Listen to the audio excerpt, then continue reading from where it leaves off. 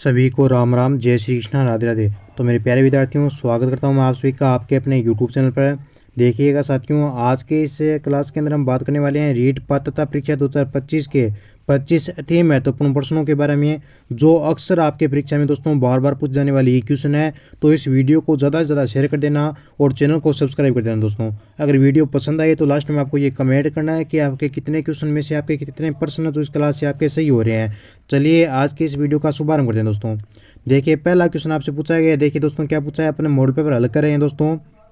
देखिएगा बहुत ही प्यारा क्वेश्चन है जो आपकी स्क्रीन के सामने यहाँ पे हाजिर हो चुका है।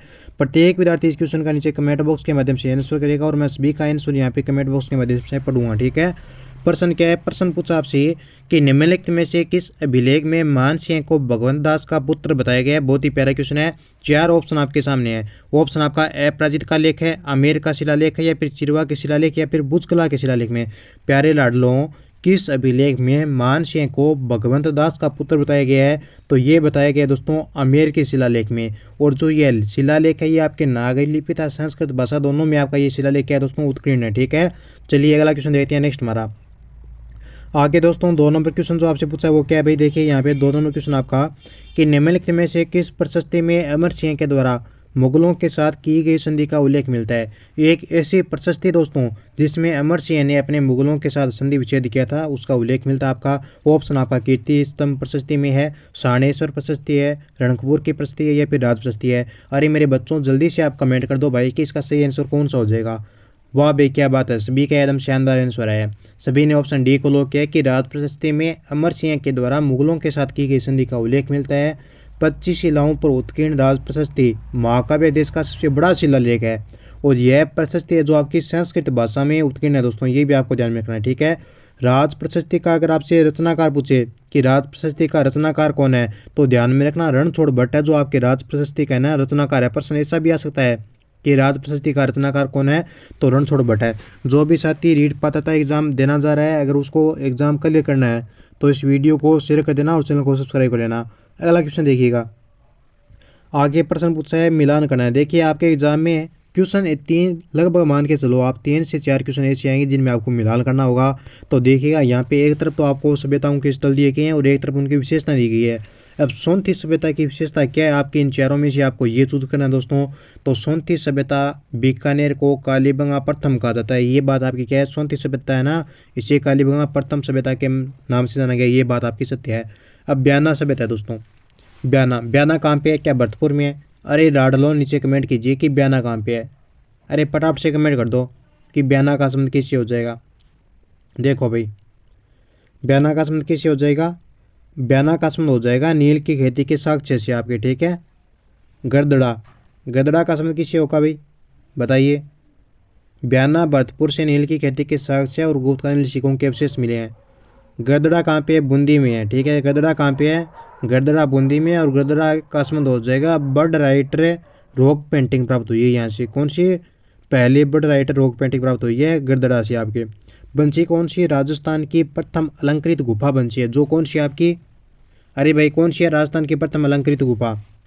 गुरुजी राजस्थान की प्रथम हमारी अलंकृत जो गुफा है वो हो जाएगी हमारी बांका गांव। बिल्कुल दोस्तों डी का एक से मिलान कर दो, यानी ऑप्शन आपका सी यहाँ पे करेक्ट माना जाएगा, ठीक है। चलिए अगला क्वेश्चन देखिएगा। नेक्स्ट हमारा क्वेश्चन है कि किस सभ्यता स्थल से गुप्तकालीन मंदिर के अवशेष एवं ग्रीक रोमन प्रभाव युक्त प्रोसेस प्राप्त हुए हैं। कौन सी सभ्यता है दोस्तों जिससे आपके गुप्तकालीन मंदिर के अवशेष मिले हैं और ग्रीक रोमन प्रभाव युक्त प्रोसेस प्राप्त हुए हैं। चलिए जल्दी से कमेंट कीजिए। अरे मेरे लाडलों, अरे मेरे बेटे जल्दी से कमेंट कर दे भाई इसका सही आंसर। जोधपुर है, विराट है, भीनमाल है, या नगरी है। तो इसका शानदार आंसर आ गया सभी का और सभी ने एकदम सही आंसर दिया है। डी ऑप्शन करेक्ट कर दो भाई, नगरी सभ्यता हो जाएगा। नगरी सभ्यता से आपके गुप्तकालीन मंदिर के अवशेष और ग्रीक रोमन प्रभाव युक्त प्रोसेस से प्राप्त हुए। ऑप्शन डी को लो कीजिए, ठीक है। क्या कर दो, डी को लो कर दो। अगला क्वेश्चन देखिएगा 5 नंबर आपका कि मेवाड़ का वह पहला शासक जिसने क्या किया, अफगान शासक शेर शाह सूरी की दीनता स्वीकार की थी। दोस्तों मारवाड़ का ऐसा कौन सा शासक है पहला जिसने अफगान शासक शेर शाह सूरी जी इनके दीनता स्वीकार करता है? महाराणा प्रताप ने की, महाराणा सांगा ने की, या उदय सिंह ने की, या फिर जगत सिंह ने की, किसने की? देखो भाई प्रताप ने तो स्वीकार किए नहीं, इसको तो पहले ही कर दो। ना आपके राणा सांगा ने की और ना ही आपके राणा जगत सिंह ने की। बचा कौन सा, महाराणा उदय सिंह, बिल्कुल महाराणा उदय सिंह ने शेरशाह की अधीनता आपके स्वीकार की थी। कब की थी अधीनता स्वीकार शेरशाह ने? अरे भाई शेरशाह ने अधीनता स्वीकार कब की, ये नीचे कमेंट कीजिए आप, बताओ भैया, बताओ उदय सिंह ने शेरशाह की अधीनता स्वीकार कब की? तो उदय सिंह ने सन 1537 में मालदेव के सहयोग से कुंभलगढ़ दुर्ग में उदय सिंह का राज्याभिषेक किया था। 1544 की बात है, शेरशाह सूरी ने चित्तौड़गढ़ पर क्या किया था, आक्रमण किया था और उदय सिंह ने चित्तौड़गढ़ दुर्ग की चाबियां सौंपकर शेरशाह का प्रभुत्व स्वीकार कर लिया था। ये बात है 1544 की आपकी। अगला प्रश्न देखो नेक्स्ट हमारा, आगे क्वेश्चन पूछा जा चुका आपका कि मारवाड़ के किस शासक के शासनकाल में मेड़ता के राव वीरमदेव और कुंवर मालदेव के मध्य दौलत खां के हाथी को लेकर विवाद हुआ। दोस्तों मारवाड़ का कौन सा ऐसा शासक है जिसके शासनकाल में आपके मेड़ता के राव वीरमदेव और कुंवर मालदेव के मध्य दौलत खां के हाथी को लेकर विवाद हुआ था? तो ये जो विवाद हुआ था, ये विवाद हुआ था दोस्तों आपके राणा राव गंगा को लेकर। ठीक है, किसको लेकर विवाद हुआ? राव गंगा के समय में ये आपका विवाद होता है। ऑप्शन ए करेक्ट कर दो आप दोस्तों, क्या कर दो, ऑप्शन ए को लो कर दो, ऑप्शन ए को लो कर दो आप भाई यहाँ पे। चलिए अगला क्वेश्चन देखिएगा नेक्स्ट हमारा, आगे प्रश्न पूछा गया है कि निम्नलिखित में से कौन सा कथन आपका सत्य नहीं है? अरे दोस्तों निम्नलिखित में से कौन सा कथन आपका सत्य नहीं है? अरे भाई जल्दी से इसका आंसर दे दो। सभी बच्चे क्या करेंगे, जल्दी से इसका उत्तर बताएंगे। मैं आपके आंसर का वेट कर रहा हूँ भाई, क्या कर रहा हूँ, इंतजार कर रहा हूँ। वाह भाई क्या बात है, सजी दिल गार्डन हो गया, वेरी गुड भाई, शाबाश। ऐसे ही क्या करो भाई, तैयारी करो, रीड पात्रता में क्लियर करनी है। ठीक है, तो कौन सा कथन आपका सत्य नहीं है, प्रश्न आपका ये है। तो क्वेश्चन को एग्जाम में ढंग से पढ़ लेना, क्योंकि बहुत सारे बच्चे ऐसे होते हैं दोस्तों जो सत्य है ऐसा पढ़ लेते हैं और नहीं को इग्नोर कर देते हैं, जिससे उनका प्रश्न हो जाता है गलत। लेकिन हमें यहाँ पे ये गलतियाँ नहीं करनी है। तो सत्य कथन कौन सा नहीं है? महाराजा राय सिंह की मृत्यु 1621 में हुई थी, ये कथन आपका क्या दोस्तों सत्य नहीं है। तो महाराजा राय सिंह की मृत्यु कब हुई भाई? तो 1621 में नहीं हुई, तो कब हुई? 1612 में हुई थी और बुरहानपुर में हुई थी। 1612 में बुरहानपुर में आपके महाराजा राय सिंह की मृत्यु हुई थी। बाकी आपके तीनों कथन है बी सी और डी, ये आपके क्या दोस्तों सत्य है। ठीक है, महाराजा डूंगर सिंह के शासनकाल में बीकानेरी भुजिया काल की शुरुआत हुई थी, ये भी आपका सत्य प्रश्न आ सकता है ये आपका। चलो अगला क्वेश्चन देखते हैं, 8 नंबर हमारा क्या पूछा है। नेक्स्ट क्वेश्चन जो आपसे पूछा गया देखिए, वो पूछा है कि आमेर के किस शासक को, अरे दोस्तों आमेर के किस शासक को भारत सरकार के द्वारा 1956 में स्पेन का राजदूत बनाकर भेजा? एक ऐसा शासक जिसे सन 1956 में स्पेन का राजदूत बनाकर भेजा, कौन सा हो जाएगा? सवाई जगत सिंह द्वितीय को भेजा, सवाई प्रताप सिंह को भेजा, या फिर सवाई मान सिंह द्वितीय, या फिर माधो सिंह द्वितीय? जल्दी से इसका सही आंसर दीजिए। शाबाश मेरे बेटे, सभी का एकदम करेक्ट आंसर आ गया है और सभी ने यहाँ पे ऑप्शन सी को कमेंट किया है। वेरी गुड, शाबाश, बहुत ही शानदार, अति लाजवाब आंसर आया है। सवाई मान सिंह द्वितीय को लो कर दो सर जी, बिल्कुल सी को लो कर दो, क्या कर दो, सी को लो कर दो। सवाई मान सिंह द्वितीय को लो कीजिए भाई, सी ऑप्शन को लो करो। चलिए अगला प्रश्न देखिएगा नेक्स्ट हमारा, आगे क्वेश्चन पूछा है कि किस चौहान शासक के शासनकाल को चौहान वंश का स्वर्णकाल कहा जाता है? वेरी वेरी इंपॉर्टेंट क्वेश्चन है हिस्ट्री का आपका, कि किस चौहान शासक के शासनकाल को चौहान वंश का स्वर्णकाल कहा गया है? वासुदेव चौहान, विग्रहराज चतुर्थ, पृथ्वीराज तृतीय, या हमीरदेव चौहान? तो जो चौहानों का स्वर्णकाल माना गया दोस्तों, वो तो माना गया आपके विग्रहराज चतुर्थ के समय का, बिल्कुल बी को लो कीजिए। विग्रहराज चतुर्थ है, इनके समय का जो शासनकाल है वो चौहानों का क्या कहलाता है? स्वर्णकाल कहलाता है आपका। ठीक है, बी ऑप्शन आपका करेक्ट हो जाएगा। 9 नंबर क्वेश्चन का, ज्ञानक भट्ट ने विग्रहराज चतुर्थ को कवि बांधव की उपाधि प्रदान की, ये भी आपको ध्यान में रखना है। और विग्रहराज चतुर्थ है, इन्होंने दिल्ली में शिवालिक स्तंभ उत्कीर्ण करवाया था, ये भी आपको ध्यान में रखना है।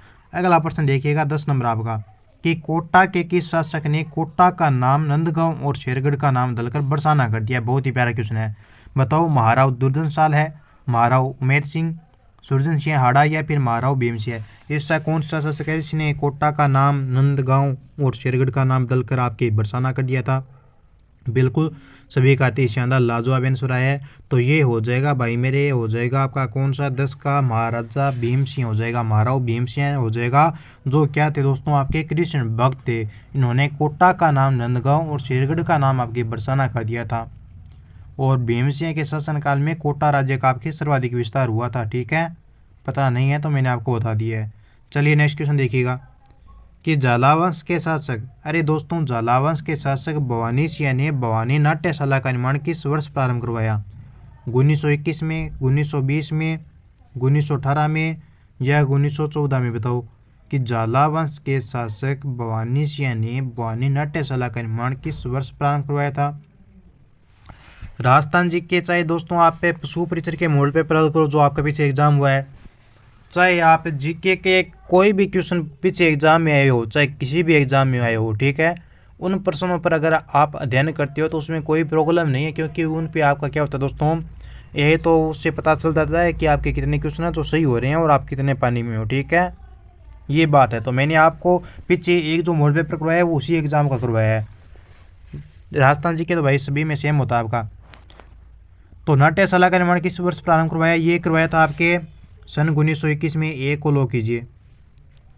चलिए आगे चलते हैं। आगे प्रश्न पूछा है कि निम्नलिखित में से कविवर सुदन और अखे राम गर्ग किस शासक के दरबारी विद्वान थे? बताओ महार सवाई जय सिंह द्वितीय, महाराजा राय सिंह या फिर महाराणा कुंभा या महाराजा सूरजमल? तो ये जो आपके शासक के दरबारी विद्वान थे कौन? कविवर सुदन। तो ये थे दोस्तों आपके महाराजा सूरजमल के, ठीक है। डी ऑप्शन करेक्ट कर दो आप, डी को लो कीजिए। अगला प्रश्न देखिएगा कि ब्रिटिश काल में राजा राम मोहन राय के प्रयासों से प्रेरित होकर किस वर्ष में लॉर्ड विलियम बेंटिंक ने सती प्रथा को गैर कानूनी घोषित किया? बहुत ही प्यारे क्वेश्चन है, लगाओ भाई स्टार मार्क करो, इंपॉर्टेंट लगाओ। कि ब्रिटिश काल में राजा राम मोहन राय के प्रयासों से ऐसा कौन सा व्यक्ति है जो प्रेरित हुआ था और फिर बाद में लॉर्ड विलियम बेंटिंक ने सत्ता प्रथा को गैर कानूनी घोषित कर दिया? कब किया? तो ये गैर कानूनी घोषित किया था आपके सन दोस्तों 1829 ईस्वी की बात है दोस्तों। ऑप्शन सी को लो कीजिए। सर्वप्रथम जयपुर राज्य में जयपुर संरक्षण समिति के प्रयासों से सती प्रथा निषेध कानून पारित किया गया था। इसके बाद में आपके कोटा मेवाड़ में भी सती प्रथा उन्मूलन हेतु कानून बनाए गए थे आपके। चलो अगला प्रश्न देखते हैं।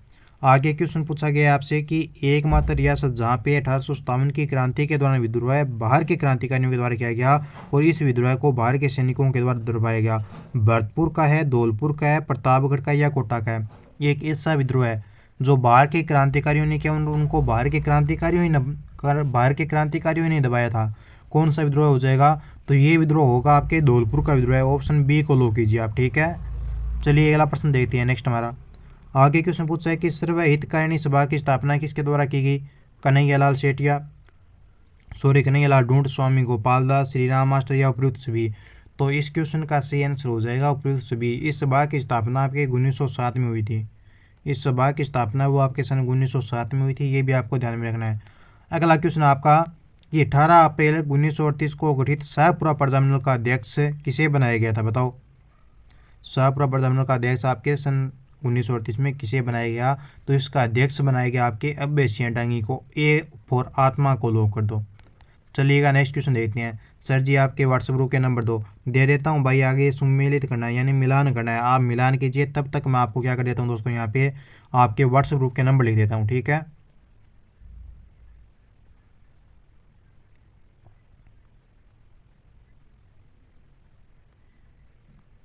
चलिए ये भाई आपके व्हाट्सएप ग्रुप के नंबर है। नंबर क्या है? 9057001547। इन पर आप मैसेज करिए, क्या कर लेना भाई, ग्रुप को ज्वाइन कर लेना, ठीक है। चलिए मिलान कीजिए। एकीकरण चरण है एक तरफ और उनका गठन है। वृहद राजस्थान का गठन कब हुआ? अरे भाई वृहद राजस्थान का गठन कब हुआ? जल्दी से फटाफट से कमेंट कर दो। सर जी वृहद राजस्थान का गठन हुआ 30 मार्च 1949 को, ठीक है। संयुक्त वृहद राजस्थान का गठन कब हुआ? 15 मार्च 1949 को। अरे संयुक्त वृहद राजस्थान का गठन कब हुआ? 15 मई 1949 से ही है। राजस्थान संघ का गठन कब हुआ गुरु जी? राजस्थान संघ का गठन हुआ था अपने 26 जनवरी 1950 को, बिल्कुल सही है। संयुक्त राजस्थान का गठन 18 अप्रैल 1948 से, ये भी आपका क्या है, सही है। संयुक्त राजस्थान वाला आपका पहला चरण तो था आपका मत्स्य संघ, दूसरा चरण आपका पूर्व राजस्थान है, तीसरा आपका संयुक्त राजस्थान, चौथा चरण रहा आपका वृहद राजस्थान, पांचवां संयुक्त वृहद राजस्थान, छठा राजस्थान संघ और सातवां वर्तमान राजस्थान जो 1 नवंबर 1956 को उसका गठन हुआ था। 1 नवंबर 1956 को 7वें चरण का आपका गठन हुआ था, यानी यहाँ पे करेक्ट आंसर आपका डी ऑप्शन हो जाएगा। चलिए नेक्स्ट क्वेश्चन देखते हैं कि किस किसान आंदोलन के दौरान नानक जी भील और देवीलाल गुर्जर शहीद हुए थे? बहुत ही प्यारा क्वेश्चन है, एग्जाम में आने वाला है, इंपॉर्टेंट कर लो भाई। कि किस किसान आंदोलन के दौरान नानक जी भील और देवीलाल गुर्जर शहीद हुए? मेव किसान, अलवर, बेंगू या फिर बूंदी किसान आंदोलन? किस किसान आंदोलन के दौरान नानक जी भील और देवीलाल गुर्जर शहीद हुए थे? तो ए बायड़ा शहीद हुआ ये हुआ दोस्तों आपके बूंदी किसान आंदोलन के दौरान। ठीक है, किसानों ने बूंदी किसान आंदोलन के दौरान कौन शहीद हुए आपके, बताओ।